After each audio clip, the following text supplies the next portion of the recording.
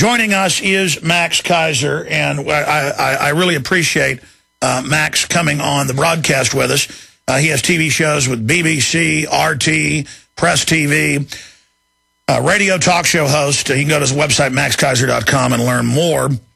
And he's an American broadcaster, filmmaker, and former equities broker. Worked with George Soros' son. I'll ask him about that someday. Keiser is the host of On the Edge, a program of news and analysis. Again, Max Keiser invented the Hollywood Stock Exchange virtual trading system, virtual specialist technology used on many stock markets today. He lives in Paris, and he joins us now from there via phone. Max, I want to cover the waterfront with you today. I thought that was a really informative interview we did last week with an InfoWars nightly news report. Well, really the precursor to that starting September 1st. It was a InfoWars special report. But I want to go over so much of what we see happening in the stock market, gold and silver exploding, where we are. I mean, I know you've predicted that we would continue to go into a depression, that you predicted that the euro would continue to collapse, and they would call for a super euro, a, quote, financial European Union, where now the bankers through France and Germany are going to be given total control over every facet of the nation state. Same thing happening here. The global banker occupation is accelerating. And again, I know I have you here talking about basically more of the same, but things are moving so much quicker. Now we're getting a clear image of exactly what their plan is. We're seeing newspaper headlines every day in the U.S. Casinos are the answer, just like NAFTA and GATT were the answer. The casino gulag economy you talked about, virtual currencies and video game systems. That's now, we're being told, our new economy. I mean, this is literally something like out of a nightmare science fiction movie, Max. Yeah, agreed. I think the interesting thing to look at today would be the French banks, okay, as the continuation of the story that you just told. Today, the French banks are collapsing, and in particular, Société Générale. And the Société Générale is basically the bank that got the huge bailout during the 2008 period. It is also where all of the derivatives that were on the books of AIG were moved. So when AIG was bailed out, and vis-a-vis these French banks were bailed out, the bulk of the $600 trillion in derivatives, and this is a number that the Bank of International Settlements just confirmed this week. There are over $600 trillion in derivatives floating around in the banking system, and derivatives is just a fancy word for debt. Most of that debt now sits on the books of Société Générale in France, and that bank had a market cap of 150, 160 billion. It's now down to 16 billion, and the rumor here in France is that they're going to go bankrupt and that they will need another massive state bailout. And this will trigger... Well, let me stop you, Max, because we don't have the crew to go pull all this up, but you've predicted this, Bob Chapman, Webster Tarpley, Dr. Paul Craig Roberts. I mean, years ago, you guys said there's going to, after the first round of bailouts in the U.S. and Europe, there's going to be more and more bailouts. These aren't really bailouts. This is a debt derivatives black hole that we don't owe, that we can't pay back. After each raping of the population and each new austerity move, they will just simply move from Ireland to Greece to Spain to Italy to Portugal, later to France, England, and then Germany last. But instead, I mean, you've been absolutely right, it's hopping directly to France. So we've known that they were always going to, quote, bankrupt them, but am I correct in saying that it's accelerating?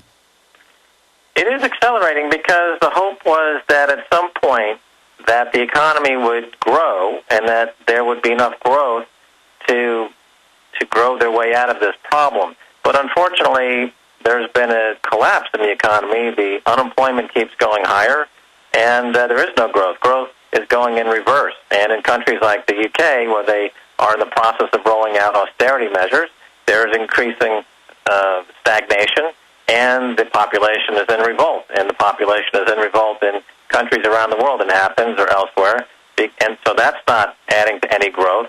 So the ability to hide the debt is becoming impossible. Now, for 25 years, it was easy to hide the debt because it was in the context of a 25-year bull market in bonds, which means that interest rates for 25 years since Reagan took office were going down, and so every time new debt was due to be paid, you could simply roll it over and add to the debt pile without actually paying it off because interest rates kept going lower. So this was, in effect, kicking the can down the road. But now you've got a situation where you've got global debt saturation, where it's impossible to hide the dirty laundry, and so now these banks are blowing up, and they're pulling out all of these unbelievably irregular, illegal banking and regulatory tricks to hide debt. If you go back to the collapse of Lehman Brothers, if you do a Google search for Repo 105, for example, Lehman Brothers was caught putting their debts onto a shadow bank a few days before they had to report their earnings to the SEC, and then taking those debts back a few days later to avoid having to report the debt. The same thing that Enron was doing. Well, listen, I want to go over that, Max, but here's the $64 million, or I should say $64 trillion question that we've been talking about. We cover an Obama deception, Fall of the Republic, that you appear in and, again, predict all of this in, now out for almost 2 years. They've created 1.5 quadrillion conservatively in fake derivatives. They've gotten our pension funds, our stock markets tied up in them. And then the very criminals that engineered this Ponzi fraud are up there saying they're too big to fail and our entire world economy has to be fed into them. And the more we give them, the worse things get. And so how do we bring the criminals to justice? I mean, is there a point that it's coming to, or is there police state they've put in going to protect them? And if we can't bring them to justice through some avenue, and I want to hear your ideas on that, then where are they going to lead us? Well, what the politicians are doing to try to avert this catastrophe, and we just heard it from Ben Bernanke, he wants to keep interest rates at zero for another 2 years or indefinitely. And so that's a catastrophe because it's 0% interest rates that created the securitization and the Ponzi scheme to begin with. To get to your point from the earlier segment, this is what Ron Paul has been pointing out for years. Suddenly people understand this, and now you've got a Rick Perry jumping on that bandwagon, trying to capitalize on what Ron Paul has put 10 years into educating the public about. But those 0% interest rates are the root cause of the problem because that's how you create and securitize this debt in ways where you can move it from one balance sheet on a bank in New York to a French bank and never have it go away. And so remember that the biggest single player in the global derivatives market with $90 trillion stated on their books of derivatives is J.P. Morgan.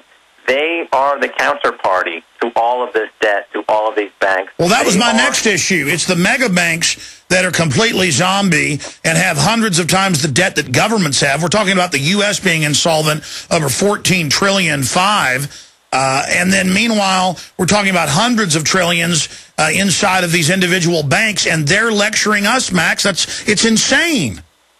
Right. J.P. Morgan is effectively an appendage of the Federal Reserve Bank, and they put all of these debts, these global debts, they wash them through their balance sheet and then put them on the books of the Fed, and then the Fed puts them on the books of the BIS in Switzerland, and then the BIS ends up putting them on the books of countries like Greece and France and these other countries, and then the government end up saying we need to impose austerity measures to pay for this debt.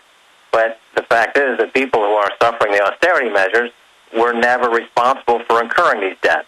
Now they're beginning to figure it out, and that's why they're writhing, because they're being asked to pay debts that they had nothing to do to incur. And they didn't get the fees when the debts were created. They're not collecting all of the bonus money and the salary bonuses to make this debt to begin with. They're just getting screwed. And the wealth and income gap, that the spread between the top and the bottom has never been wider. Not even during the robber baron period did you see such an extreme wealth and income gap. And that's what's driving a lot of the unrest, is that the top 0.1% controls an enormous percentage of the overall wealth, so that people are responding as you would predictably expect they would respond. They are revolting.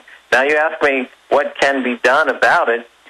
Obviously, the policymakers are in the pockets of the banks. Then you've got a guy like Ron Paul, who, for several years, was not even talked about on mainstream media. Now his message is so painfully obvious that you've got folks like Jon Stewart, who has a wildly popular daily show, come out and point out the inconsistency. This guy's being ignored. Why?